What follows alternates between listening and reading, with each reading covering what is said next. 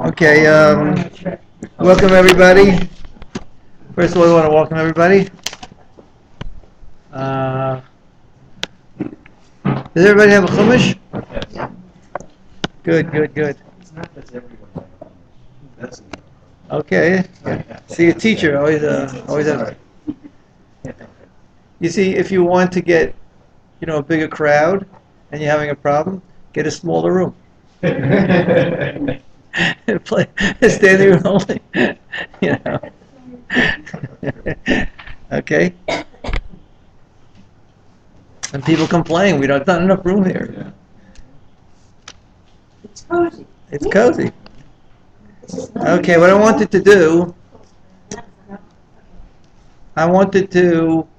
we've been dealing with we're dealing basically at this time of the year in the parshios that we're doing is very, very fascinating because, and it's not real biography because we want more detail, but we're dealing with the story of the founders of the nation.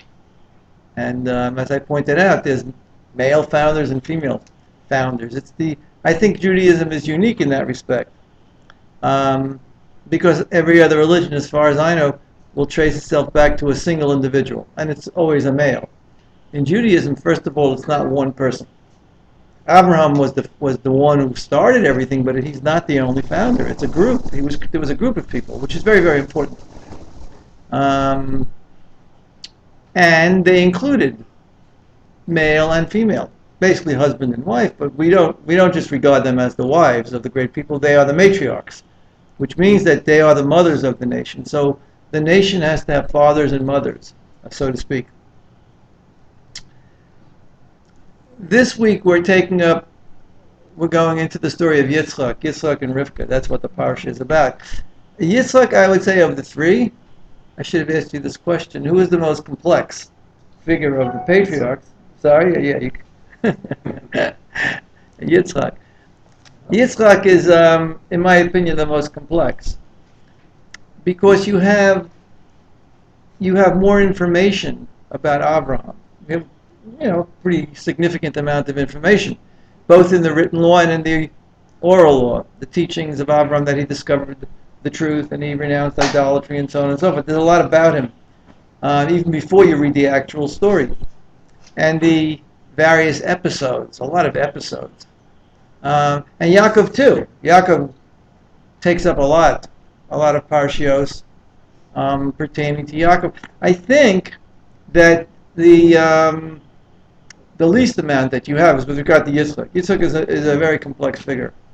Now, what I'm working on, and I'm not doing it tonight because it's a work in progress. I wanted to put together a bit of a biography, like, not a real biography because you don't have that kind but just some of the main themes, what differentiates him. For example, what differentiates him from his father and the course that he takes in his life.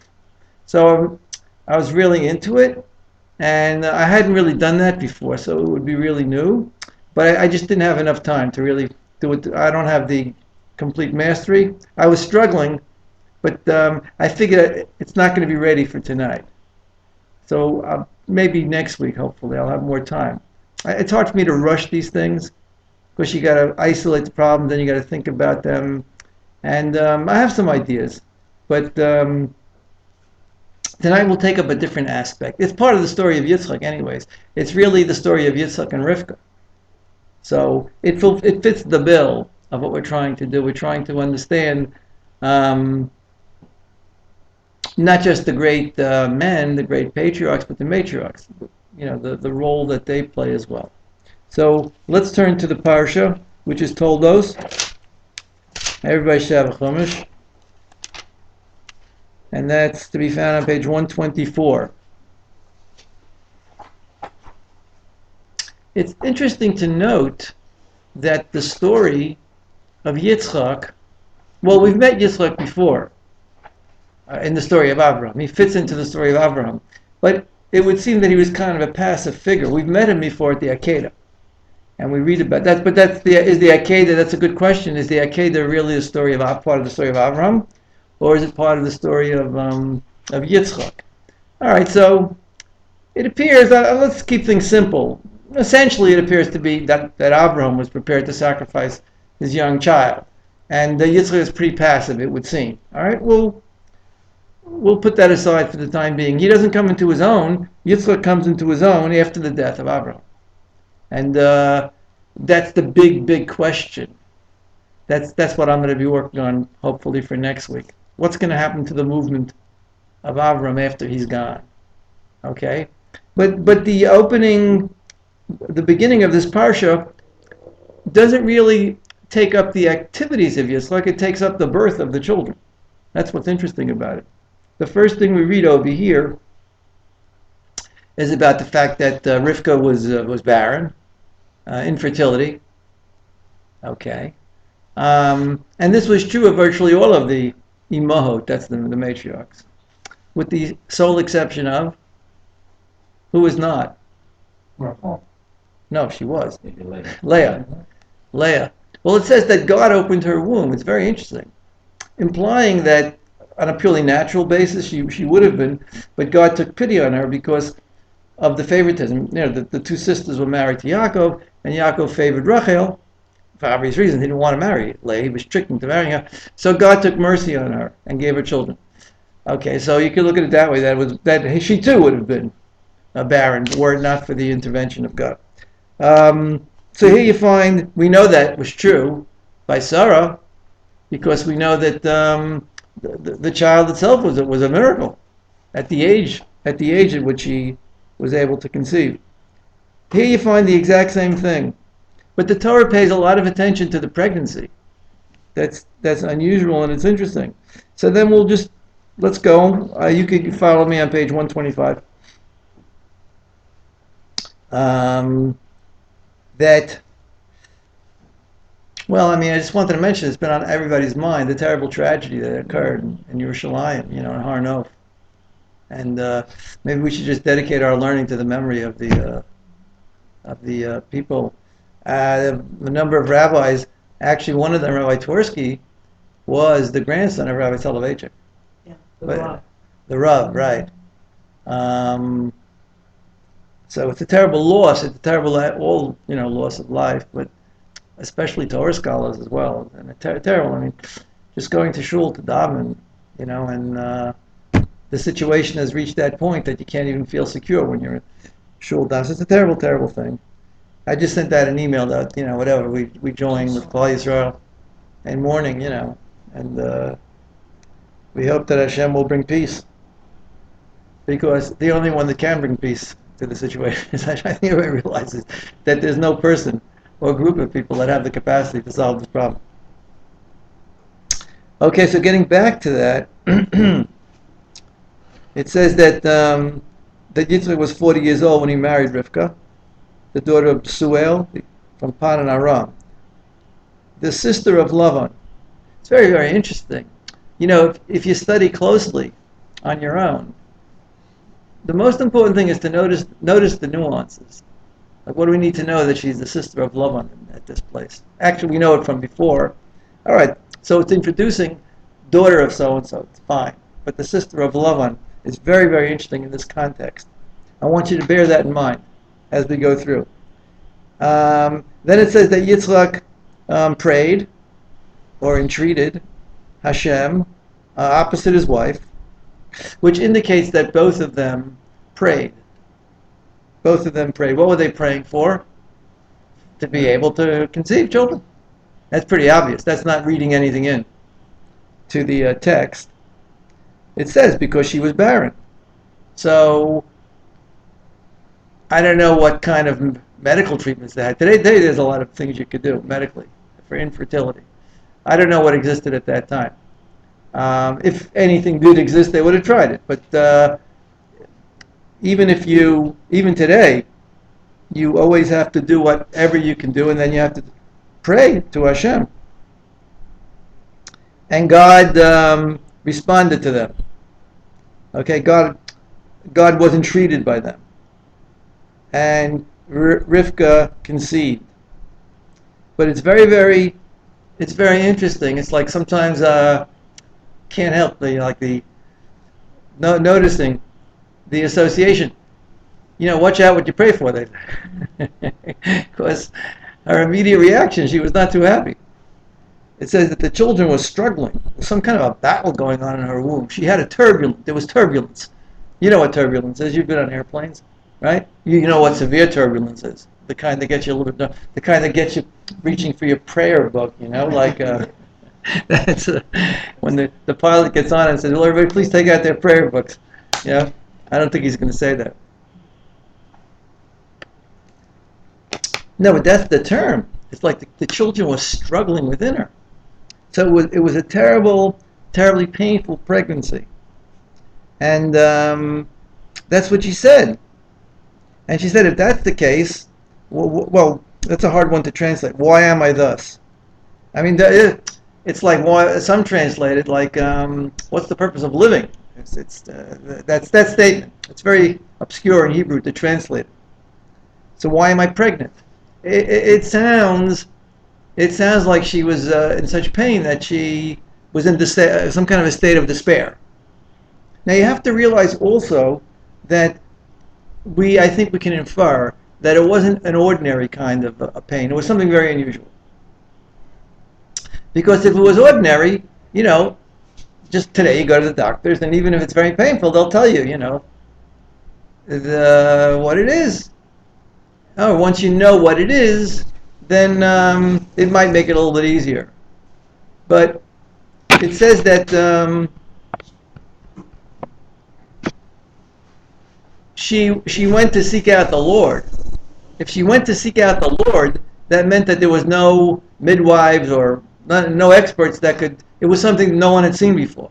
Because if it was something somebody had seen before, then they tell us this happens every so often. Don't worry about it, and so on and so forth. Sorry? Twins, right? Yeah. So she didn't know. No, but even twins is not necessarily an unbearable pregnancy. Yeah. Sometimes a woman has. What?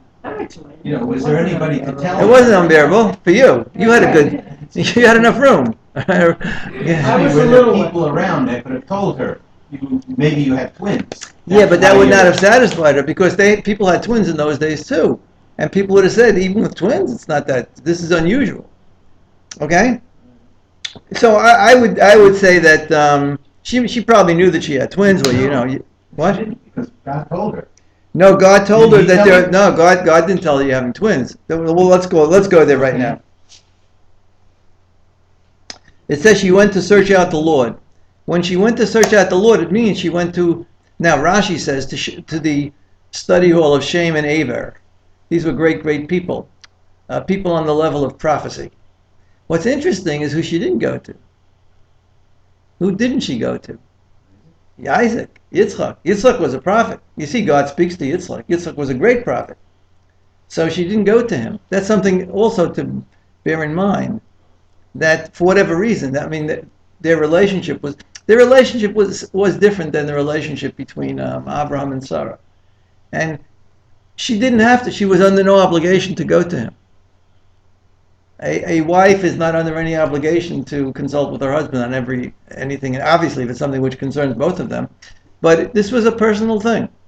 And it's really, I don't know how far I'm going to go at this point, but when it comes to these kinds of matters, of spiritual matters, a person has a right to go to who they want to go to.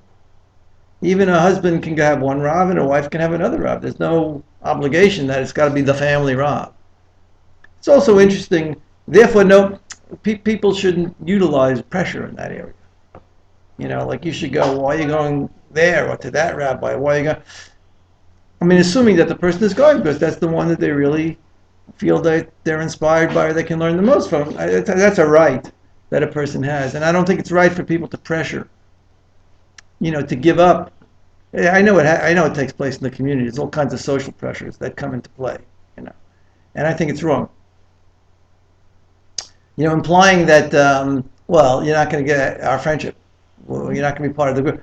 That I think is absolutely wrong, and I would never accept a thing like that, because what kind of friendship? But then I don't need that kind. A friend is someone who cares about your best interests. It's like a doctor. If you choose to go to that doctor, no, you have to go to my doctor. So everybody would say, you're crazy, I'm not going to be friends with you because you chose to go to that doctor.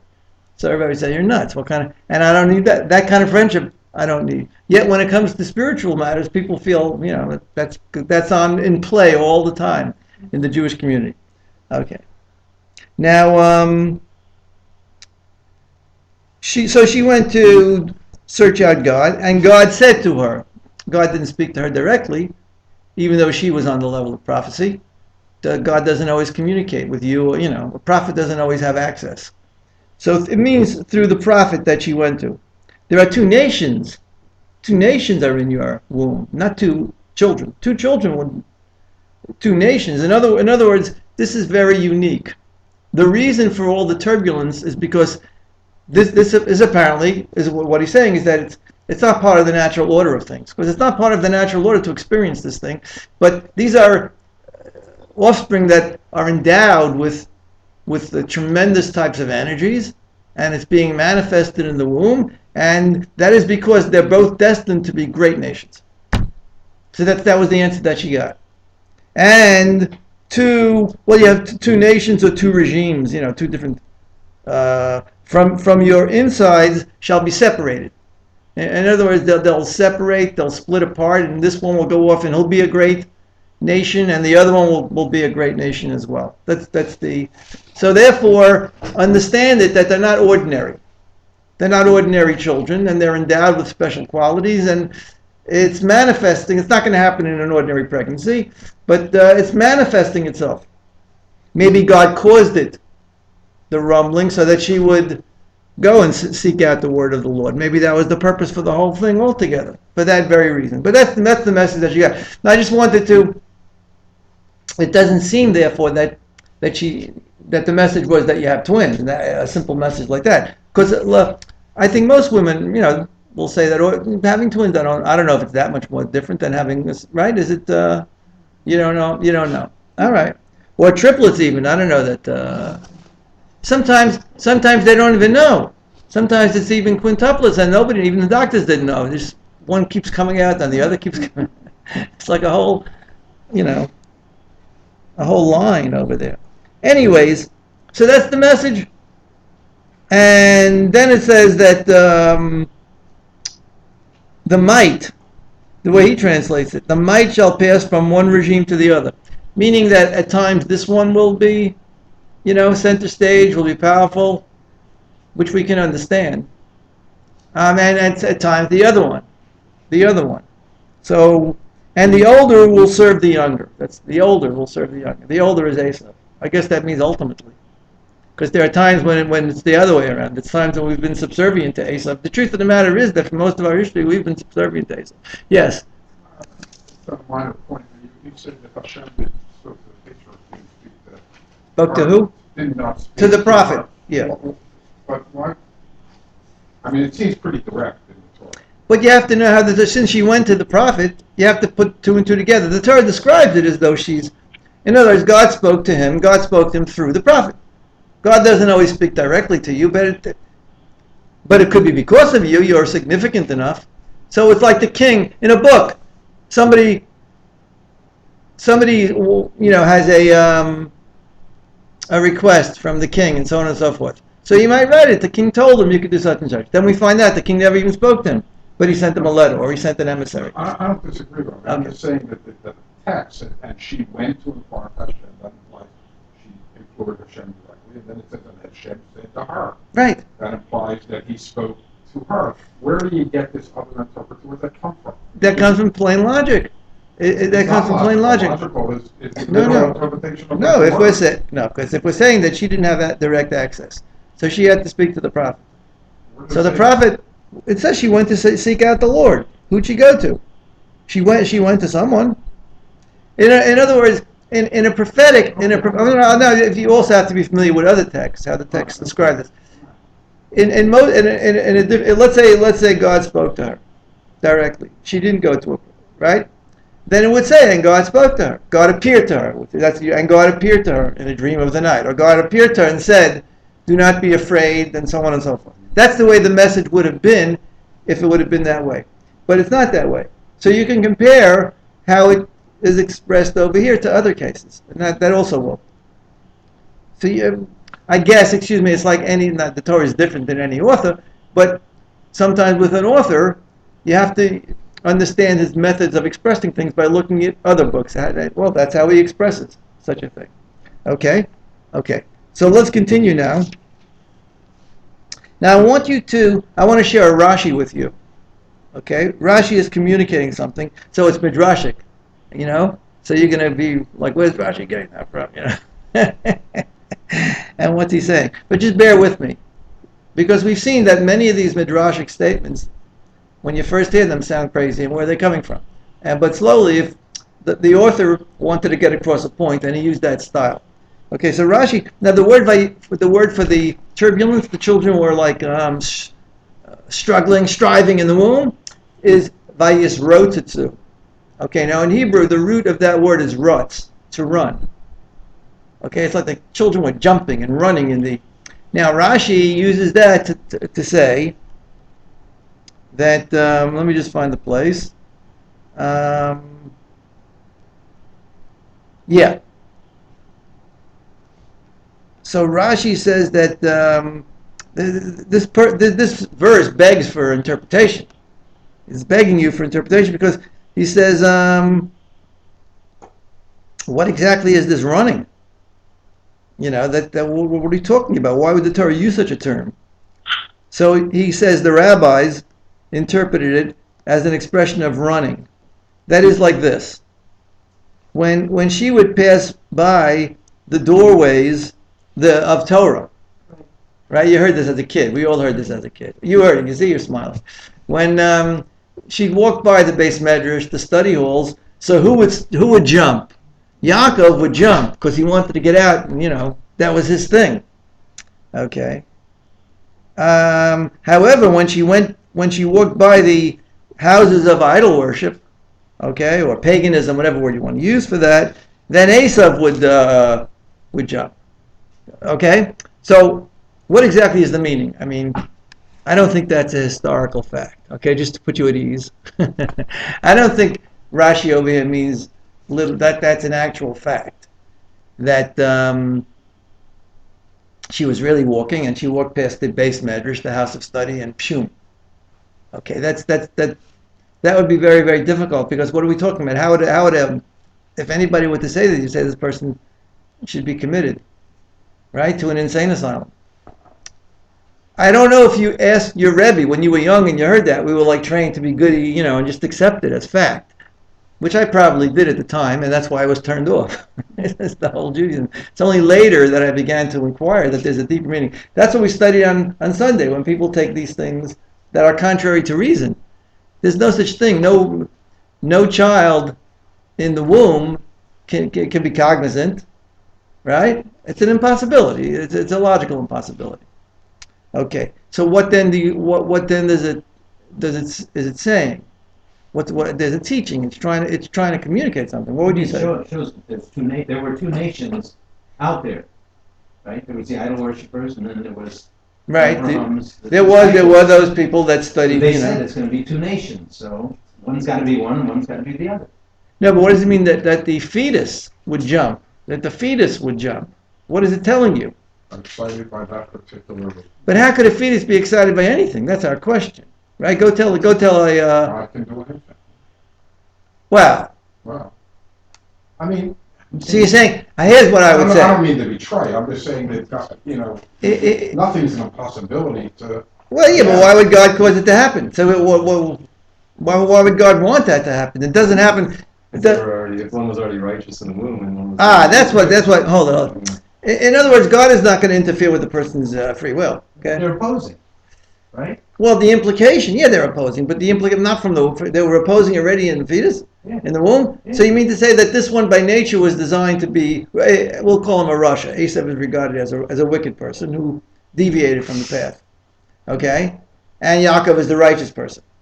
Now, is Rashi going so far as to say that he was by design and from the womb? That's the way I'd interpret it. Yeah.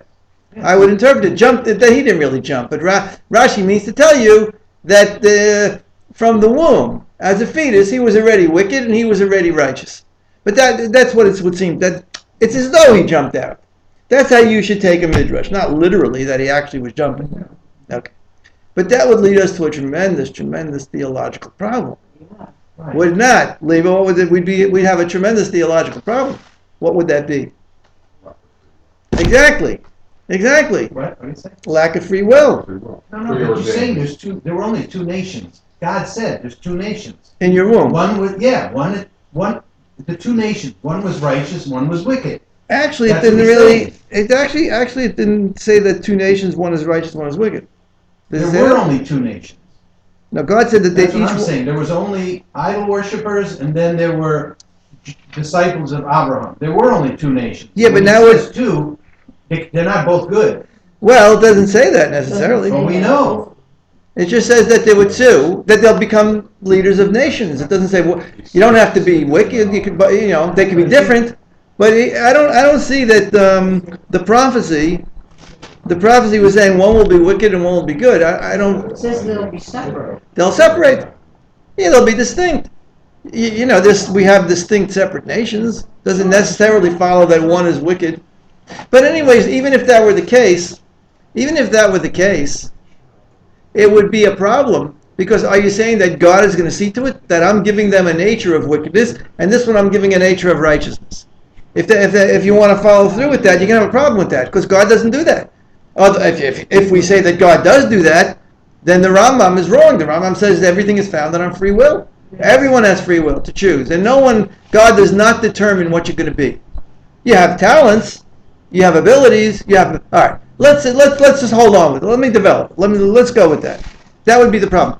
But what I did save us from was from the necessity of believing an absurdity that a fetus knows where it's born. That's all I want. That the author wants to get across an idea. But that seems to be the idea, but that has to be tweaked. If you just accept it literally, you've solved one problem, you've bumped into a theological problem.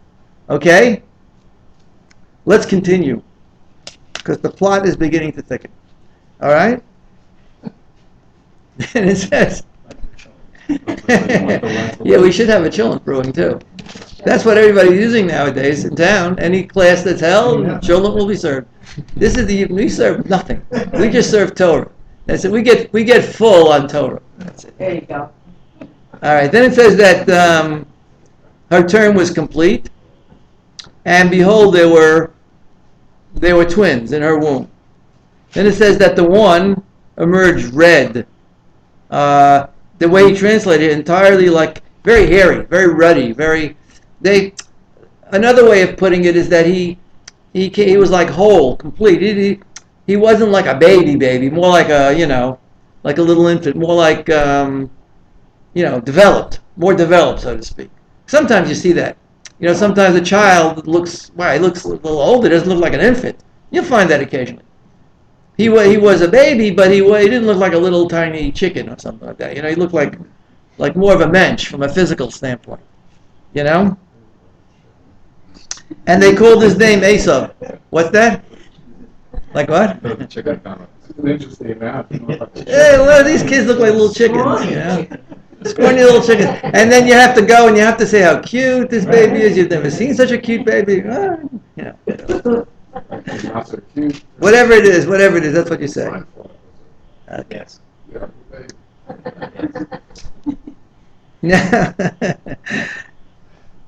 Now, to the mother feels that way. Now, even the word Esav is related to the word Osui, means like it's made, it's whole, it's complete. That's the name of Esav. Then it says that afterwards his brother came out, and this is interesting. I don't have an explanation for this. And his hand was holding on to the heel of Esav. Okay? Now that may be just the way he came out. That could happen, but why it's of any interest to us, of any importance, I don't know. There's theories out there. Again, we'll have to save that for the future. And he called his name Yaakov, the heel. I mean, like grabbing on. He's like grabbing onto the heel. So the name Yaakov, that's what it indicates. Okay. And Yitzchak was 60 years old when she bore them. Okay, so he got married at 40, and he didn't have children right away. I mean, she was infertile, so he was 60 years old. Okay. Now it says, I'm sorry? Yeah, now it says as follows. Vayigdalu hanarim, the lads grew up. Grew up means they became bar mitzvah. So Rashi makes an interesting comment. He says that and they grew up. Because I want to show you that what he says before when they were fetuses and jumping can't be taken that literally, even with my interpretation. He said Rashi says that he says as long as they were children, they couldn't be recognized by their deeds, and a person couldn't discern what their nature was because they're kids. All right. So that means that. But one second, didn't you say that this one was already? We didn't say that. You said that. Everybody has the evil inclination in them, so you have the opportunity to decide whether you're going to be evil or good. So what does it mean that this one jumped at idolatry when he was in the womb? That's what. Okay, yeah. That's what I'm trying to say. Okay, all right. It seems simplistically, from a simplistic standpoint, it did seem to be saying that he was by nature, okay, designed for idolatry. But now Rashi is saying the opposite. He's saying as long as they're children, we can't determine their nature. They're children. Children do whatever they want. It's only when they get old, mature, and all right. So we say bar mitzvah age. And then these were advanced children, they become mature, then we can see what their nature is, because then they can make choices. Okay, so that comment is very, very necessary to help us understand this previous comment. Okay, now this is going to get really interesting. So the children grew up, and Esav was a man who knew how to hunt, a man of the field. Okay, you can see the difference in their natures. Now you can see the difference in their natures, because they're not in the womb anymore, and they're not babies. They're grown. And Yaakov was a wholesome or wholehearted or simple. The word tam, it's not so simple. That's what it means, simple. The tam is one of the four sons that you meet, right? The tam, he's like the simple son. It doesn't mean though that he was a simpleton because he was a genius. He was a prophet. I think simple in the sense of like Asa was a man who was out there. He wanted to hunt. He had ambition. He had drive, and a man of the field. He wanted to gather things. And Yaakov was a plain guy. He didn't have all these needs. But it doesn't mean that he didn't do anything. Can it attribute to his physical appearance? One second. I don't think it's referring. Yoshev Ohalim. What does that mean, Yoshev Ohalim? Dwelling in tents. What do you mean dwelling in tents? First of all, this is a midrash, but you'll have to admit that this midrash is in the text. I know I get that look from Barnett anytime I bring in a midrash. The rabbis are trying to pull a fast one on us. They're going to put something in there. No, Rashi says the tents of Shem and Aver, the tents of study. Okay, now where did he get that from, though? You'll say, well, what do you mean? He dwelled in tents. It means he lived in a tent. I would, to show you, I think it's become very important sometimes to show you what motivated these rabbis. They're not just there making up their own version contrary to the text. It's a very complex text. Okay, there's hints in the text, which kind of force you to draw this conclusion. First of all, I mean, if the Torah wants to tell us that he lived in a tent, what do you mean plural? I mean, the implication is that he went from one to the other. But even bigger question is, who cares? That's where people lived in those days. Why? This is the sentence which is telling us something about their nature, isn't it? Okay, doesn't say where he lived. He was a hunter. He was an outdoorsman, and so on. Now Yaakov, in contrast, was a simple person and dweller of tents. That would be telling us something about his occupation. It wouldn't be telling us where he lived. Because if there's what difference does it make? Who cares? If people lived in tents, so he lived in a tent. That's not and people did live in tents. So why would it mention that he dwelled? It's like saying, I'm talking about so-and-so, and he was like in our day, and he lived in a house. I mean, you'd say, well, of course. What's the point, right? Also, the plural. So Rashi is saying the lived in tents is telling you something about his nature. So therefore, it's telling you he is a student. It's like today, he hung out in libraries. It's telling you that he was a bookworm. He studied. That's really what it's saying. Okay. So now we get a bit of a picture of the difference between the two sons. One was like a outgoing, a conqueror. That's what it means. He knew how to hunt, and it just doesn't mean hunting animals. I mean, that was his whole personality. That's the kind of person that you can associate. It's going to become a leader of people. You know, he's powerful. He's aggressive. He knows how to conquer. Now, what's next? 28 is unbelievable. Let's read this pasuk. Let's read this pasuk together. This is amazing. And Yitzchak loved Esav, kitzayed befiv, because the hunt was in his mouth. What does that mean? The hunt was in his mouth. I'm sorry? Brought him food. What? Yeah, fed. He fed him. Okay, and Rivka loved Yaakov. Now you got to stop over here. You have to stop over here. First of all, it doesn't tell you. There's a few questions I have with this. We're talking about a man like Yitzchak. I always bring, these things have to be factored in.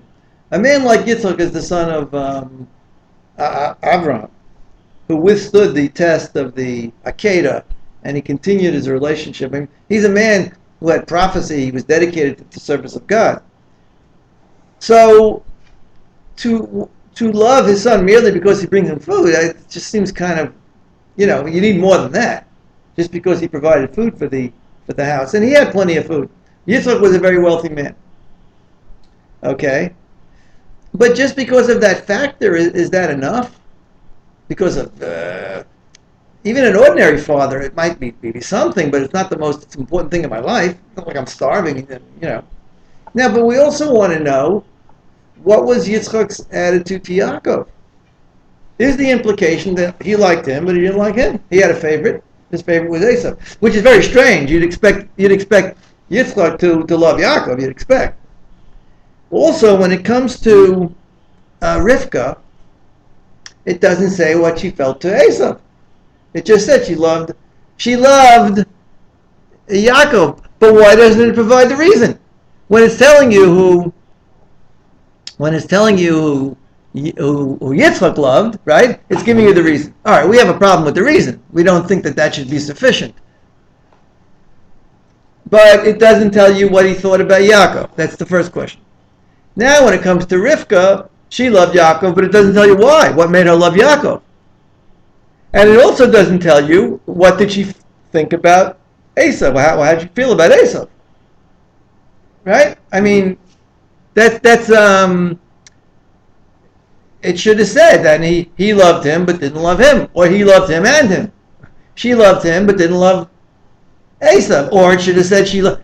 Why is the Torah just mentioning with each parent one child and not the other? Or what deduction can we make from that? That's my question. These are interesting questions. We should do this more.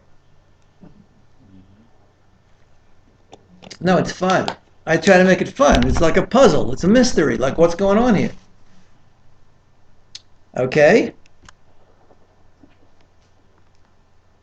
Now, again, with Rashi, the hunt was in his mouth. The hunt was in his mouth can be interpreted in different ways. Basically, the way you interpret it is correct. But you know that the Torah is written in a way, the phrases are in a way that it can carry a number of meanings. Okay? Now, a hunter always has, a good hunter is someone who knows how to stalk his prey. Right? He understands how the prey is thinking and stalks the prey and snares the prey with surprise and so on and so forth. Now, Esav had that quality. Now, very often, a person that has that quality can use it with regard to people as well. Knows how to hunt them. In other words, knows how to deceive them. Knows how to conquer them. Yeah? Right? Madoff. Who's that? Madoff. Yeah, but there's, some of the great demagogues, that win or rise to power, convincing the people. They know how to convince the people that they stand for this, they stand for that, and they deceive them. That's the Madoff. It's true, but he's not the first guy in history. There's been plenty. I mean, look at you have the most wicked people like Hitler, Stalin, and it's not only wicked people. You have that virtually any politician that makes it really big is involved in that game. He's playing that game, right? He makes all kinds of promises. He knows exactly. They take every, like these polls. Politicians on that level do hardly take any position until it's been vetted, polled many, many times. All right, very rare, because they know how to get to people. They target their audience, whatever, This one may be going for the conservative vote. This one may be going for the liberal vote, whatever it is. But they're both the same. I'm sorry. It's It's an art. It's an art. It costs a fortune. They get the experts. A lot of psychology goes into that. How to deliver that point. How to make that point. In order to. So they're hunting. We're the hunted. We're the victims. If you go along with it. Most people, generally speaking, do. Most people don't really see through that. Okay. Asaph was a great hunter. He wasn't. If you're going to be the head, and it's not just limited to the catching animals and trapping animals, because he's going to be the leader of a nation. You see, he has a whole. So he had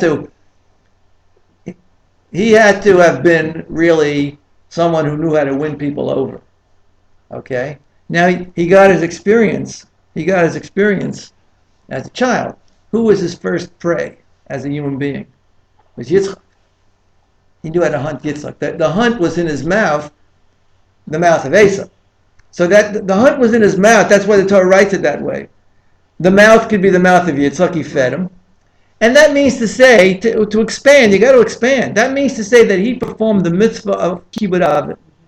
The rabbis say no one performed the mitzvah of kibbud av as great as that was of honoring his father. He had special garments when he came before him, and he showed tremendous respect, probably even more than Yaakov, it would seem, because they say that okay. Now, part of it could have been, it seems that he went through an experience at a certain point in his life when he sold the birthright. Okay, something happened to him on that day. Maybe we'll get to it.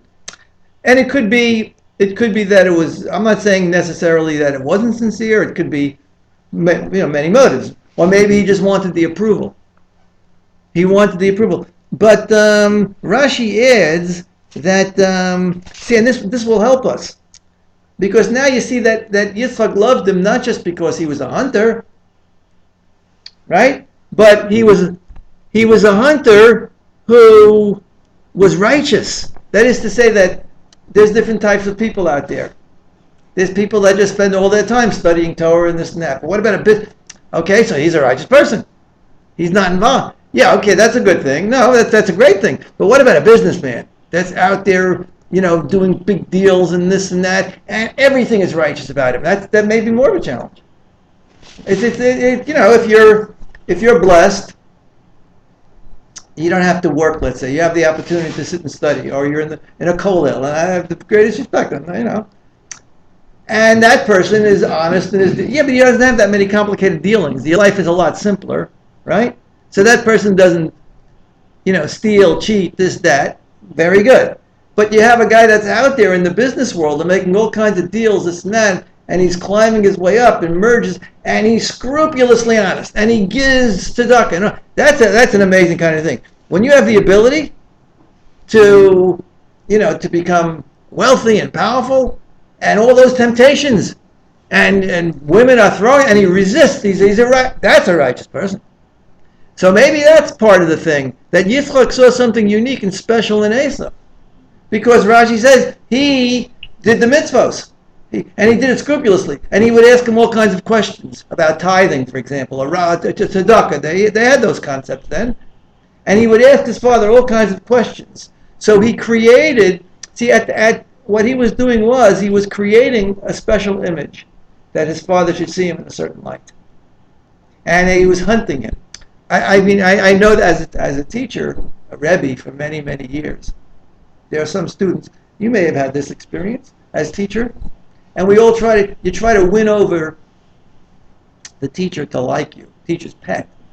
Well, it may not be that difficult because the teacher's not with you 24 hours a day, so it's only, right? Say it's an hour a day, so you come in, you polite, you do your and this, that, and you behave. Oh, I was reading this thing. Can you help me with this problem I was doing? You create an image of being. It could be you never even do your homework, but you create an image, right? Yeah, and you walk away thinking, "Wow, this kid's amazing. I didn't even assign that." I was reading this book by this author, an English class. If you're an English teacher, And a kid who's really smart, you've been duped by students before, I know I have been, because they want your approval and they'll do all kinds of favors for you and so on and so forth. Creating the impression that they're really so wonderful and so different and all of that, and then you can read one day the kid was busted for selling drugs in the yard. I mean, today that would not be a crazy kind of a example. Just to give you a sense, Esav, according to this, Rashi's very skeptical. Yitzchak was vulnerable. Yitzchak was vulnerable to being hunted, and Esav took full advantage of it. That's why it says that Yitzchak loved him, because Yitzchak had a certain impression of what kind of person he was. This was a powerful individual who wasn't a bookworm, who didn't spend the time, but he had all these energies, and he went out, and he was extremely successful, and he was still a tzaddik. So he loved him. Yeah. Does he have Esau has an ulterior motive, though. It seems that way. And Rivka saw it. That's why. Now, what phrase did we mention at the outset that would help us to understand? Rivka doesn't say. Now, did he love? The question is, but did he love Yaakov? Let's get to that first. Yeah. Why doesn't it mention it? We know he loves Yaakov because at the end of this is a lengthy parsha, when Yaakov has to leave because he's afraid of his brother Esav, he gave him the blessings, the spiritual blessings. This is fascinating with the blessings that come up. And this week's Seder you should pay a lot of attention to. The blessings, the stealing of the blessings, it's amazing. You could spend a few months on this parsha. And he was prepared to give the blessings. He was prepared to give which blessings? The material blessings. He was going to give to Esav because he's the man. He'll handle the economics. He'll handle the finances. In my opinion, he envisioned a partnership between the two nations. Not that they'll separate; they'll work together. And the man of the field, he'll take care of the practical, the political, the economic. And Yaakov, of course, he knew Yaakov was a tzaddik. Yaakov will be the spiritual leader. He'll be the teacher. Now, when those two factions can work together, you have harmony. In Jewish history, we don't have that harmony too well. Disputes can arise between the two. Right? The spiritual leader may not be content with some of the practices of the political leaders, and the political leaders may not be too happy with the spiritual side. Anyways, so that's why it doesn't have to tell you. It doesn't have to tell you that he loved Yaakov. Of course he loved Yaakov. Yaakov was a man of the tent. He was studying Torah. That's what Yitzchak did. You see? In fact, he was giving over to him all of his Torah. And his blessing to him was that he would be the heir to Abraham, the blessings of Abraham. In every generation, there had to be someone who was in charge of the teachings of Abraham and who would perpetuate them. So, of the two, he wouldn't give that to Esav. Esav wasn't designed for that. Not everybody is designed to be the spiritual leader. And Judaism doesn't say that that's it. Either you sit and study the whole time, or we don't have such a philosophy at all. To the contrary. Each of the 12 tribes, the tribe of Levi was sort of singled out to be the Kohanim. So they had a role, that the whole tribe would be the spiritual leaders, the teachers of Israel. But every other tribe, this one dwelled by the sea, this one was involved in commerce, this one was, Yehuda was the military, the warriors of the nation. All these things are necessary, and they're all form of service of God, provided that they're done for the proper reason. So you can use all of your talents that you have, and dedicate them, provided that you do them. If you do them just to aggrandize yourself, or put down others, then of course it's not a service of God. But if you do it for the proper reasons, you dedicate your talents to building up a Torah nation, that's a great, great thing. That's my opinion. That's why he loved him. But it doesn't say that Rivka didn't like him. It doesn't say a word about Rivka. In other words, Rivka didn't have the same attitude. Rivka did, because otherwise it would have said that Rivka loved him. I would say that Rivka was skeptical. Let's wait and see. She wasn't as taken in. Why? Because now we understand why a few verses back it mentioned the daughter of Besuel and the sister of Lavan. Lavan was, we're going to meet that character. Lavan was the expert at this, duplicity. But he did it in a way which was purely duplicitous. He was, well, I don't want to mention any politicians, I don't want to offend anybody, of his time. I don't know, the name Clinton comes to mind, but Clinton. Which one? Depends what the word is. Yeah, well, I don't know. Of that, whatever. I didn't have with that woman, but it depends what you mean, the ability to spin. Okay. And again, I don't mean that he's the only one, but he just comes to mind as being one of the best, with a straight face, and That's Lavan. Lavan was wicked, but he was duplicitous. He was able to spin any situation. So, she was the sister. She had seen that before. So that's why she wasn't convinced. Okay. Now, what about, so what happens next? See, she loved, I'll tell you what she loved. She loved, when it's telling you that she loved Yaakov, Yitzchak loved him too. It means to say she loved him, but she didn't love Esau because she didn't know yet. Doesn't mean she hated him. She's the mother. But she didn't have the same attitude. This one, I know, is righteous. She didn't trust him. Now, why did she trust Yaakov? Why not say the same thing? You're just like my brother. Why? Why would that? Well, she didn't say that. Again, I'd give the benefit of the doubt that she was suspicious. Suspicious, it's possible. Maybe we don't. I'll tell you why she. But maybe Yaakov is also a phony. Maybe Yaakov is also a phony. She was concerned. Maybe Esau was a phony because I've seen phonies before. I'll tell you why. Because you can't be a phony 24/7. That you can't fake. The student can come in and fake you out that he's a big scholar because you don't see him when he goes home what he's doing. So he only now Esau could fool you because he's not around the whole time. He goes out to do business. He comes back. So that's possible. He chooses his moment. He's a hunter. But he's sitting and learning 24 hours a day. That you can't fake. That's because a person can't do that. A person that wants to pretend that he's a scholar and sitting and studying, but he really is not. He really doesn't. He'll go crazy. He can't just sit there. He's going to have to go off. So you can't fake that. You see, genuine righteousness, which is visible and transparent, can't be faked. Okay. Now,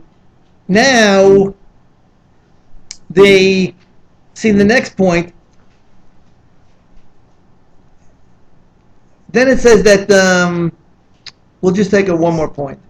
It says because out of nowhere it says that Jacob made a stew, and Esau came in from the field, and he was exhausted. This is very interesting. He was exhausted, and it wasn't an ordinary kind of exhaustion. It was something very, very unique. Because look, a person comes in from the field, he feels tired, so you feel tired, so you go to sleep. I mean, this was a unique kind of an exhaustion.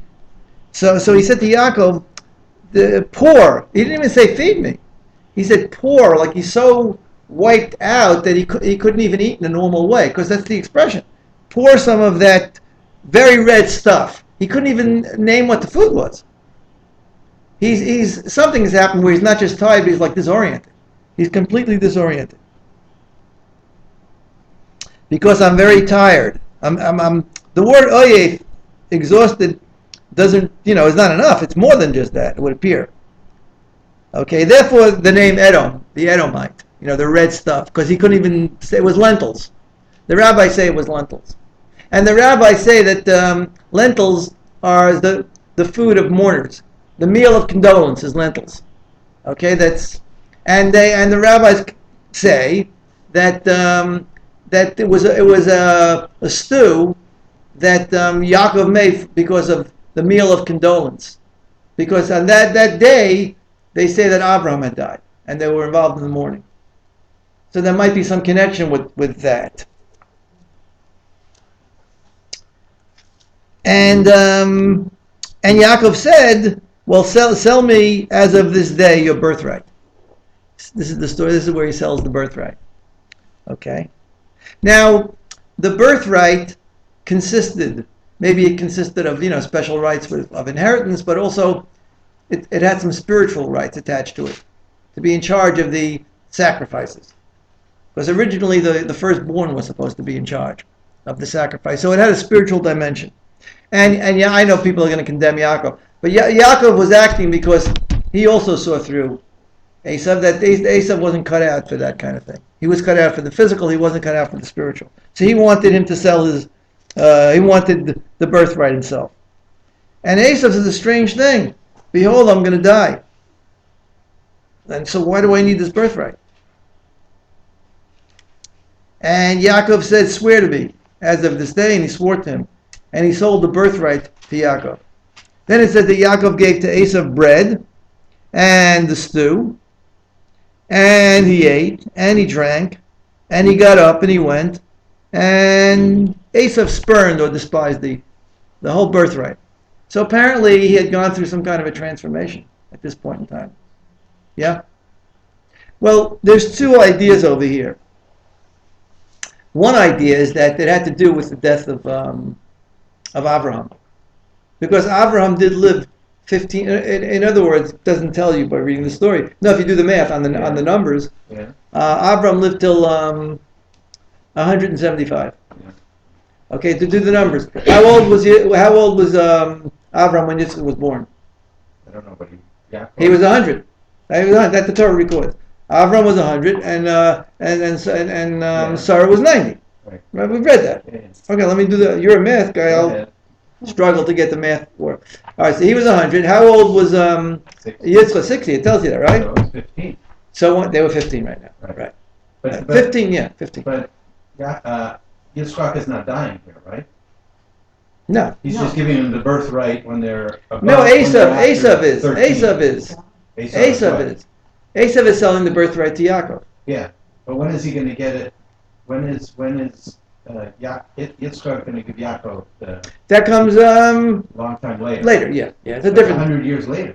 Well, I don't know if it's 100, but it's a different. That's a different blessing. That's the blessing. So he's got the birthright for 100 years. Yaakov has the birthright for. Yeah, he's got that at the age of 15, according to this. Okay, I didn't know that. At the age of 15. So you have that factor. That's according to that fits in with the text. That Avram did live another 15 years. So they had a relationship with their grandfather, the great Avram, and he was an older. Apparently, that meant a lot to Esav. That according to this interpretation, as long as Abraham was alive, he was on the straight path. He was trying to. Now, that's a very interesting phenomenon. There's a very powerful truth over here. By the way, it does reinforce the importance of the grandfathers, the role that grandfathers play, if they have a proper relationship with their grandchildren. Because on many levels, a grandfather can achieve things that a father, because with the father it's ambivalency. The father is the disciplinarian. It's a love-hate, more of a love-hate rebelliousness. If you're going to rebel, you're not going to rebel against your grandfather. But grandpa is the good. Grandpa and grandma. Yeah. You'll see. Whatever difficulties you had with your children, when you have grandchildren, you're the good ones. The parents have to struggle. You come, they'll come running to you. And the grandparents usually spoil their. So you're the good parents now. But it's important to understand that you have a tool. You can be a tremendous influence. Precisely because of that reason, you can get points across to them that their own parents can't. Because with the parents, it's rebellion. So, that itself is a very powerful message coming from this. But, so that's another reason why Avram, who is Avram? He's your grandfather, great, and he's this elderly man. When they first meet him, when they were kids, he's over 160. His grandpa's 165th birthday, and they're 5 years old. What, grandpa's 80, whatever. Now, this had an effect upon Esav.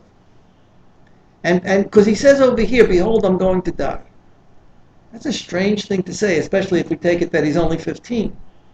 And because he's going to die, and now suddenly he didn't really care about the birthright. He doesn't care about the spiritual benefits. He's not interested anymore. And he has this tremendous exhaustion. Something's happened to him. Well, this is not my own. I'll share this with you. Actually, it's from Rabbi Chait. That type of a phenomenon when you look up to someone, your grandfather, and also this person is old. He's not a youngster. I mean, so what is a powerful?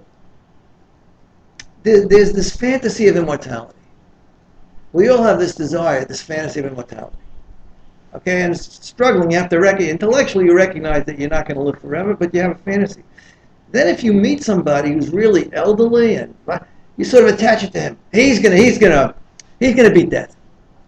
The fantasy of immortality can become attached to certain individuals that really, because you'll see when sometimes you'll know a person like that, and you just can't believe he died. You can't believe you can't associate death with that person, and you're going to be depressed because now if he dies, that's it. We're all going to die, and that's precisely the point that's being made.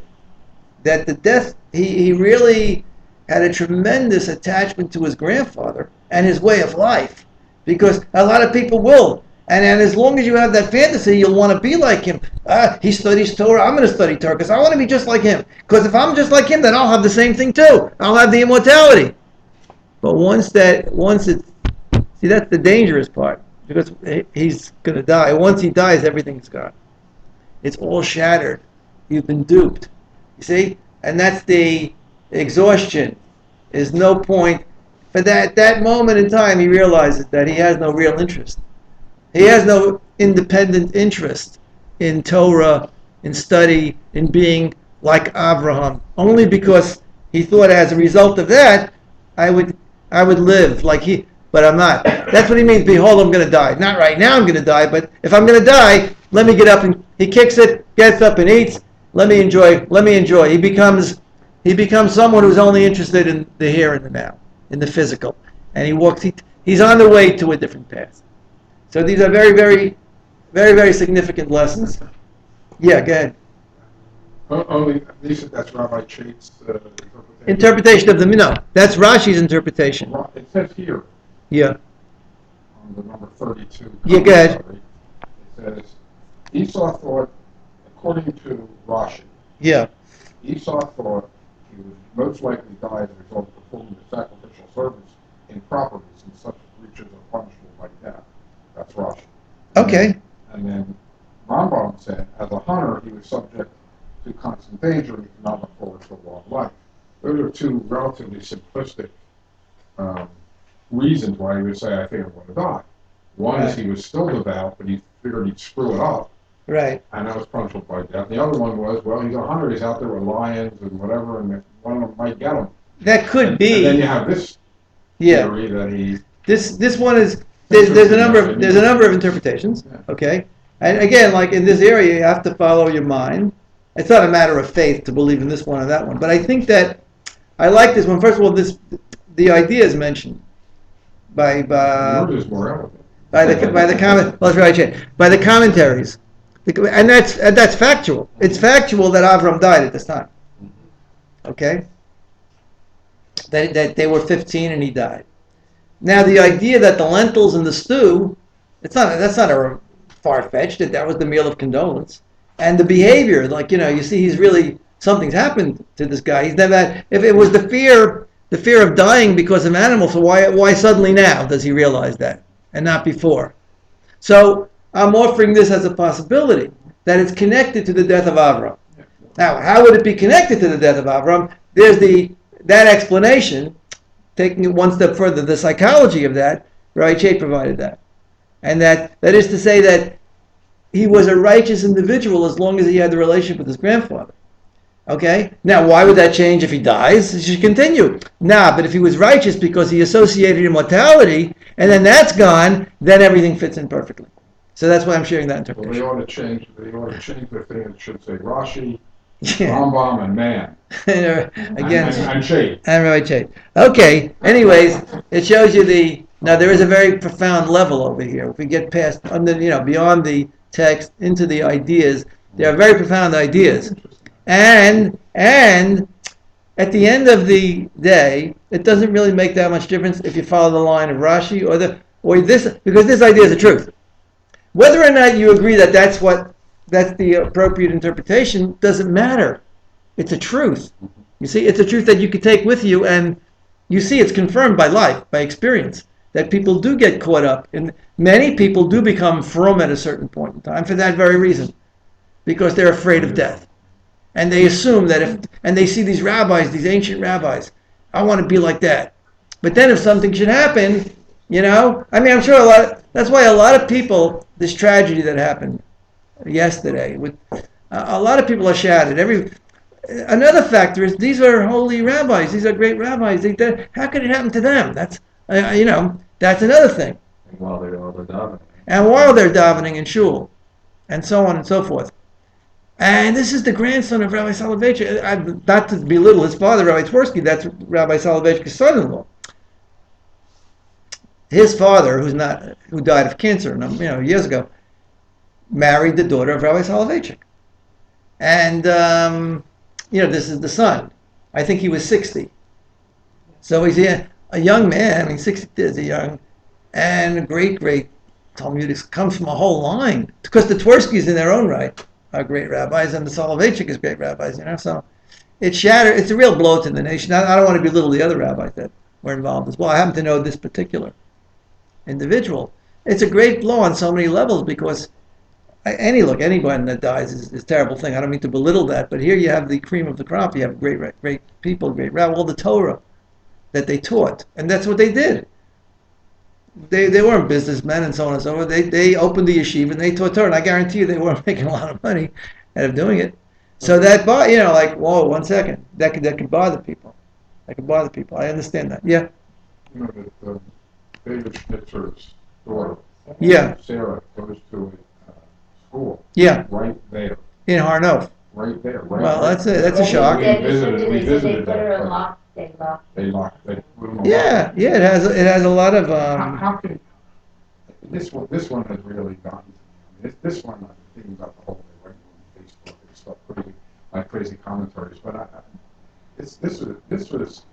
I mean, when you read that, not only were these pious men killed in that circumstance in Shul, but the Palestinian in Gaza are celebrating.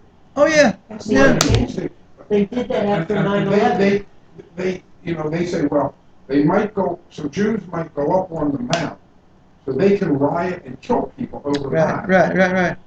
I wonder what would happen if I don't hope this doesn't happen, but if there was a group of Jewish people who decided to take revenge and go into and stab some Palestinians, as horrible as that, sounds, the world would go crazy condemning these horrible people taking retribution, but they don't condemn the Palestinians who are celebrate people over nothing, because someone might walk up on might pray on a public thing.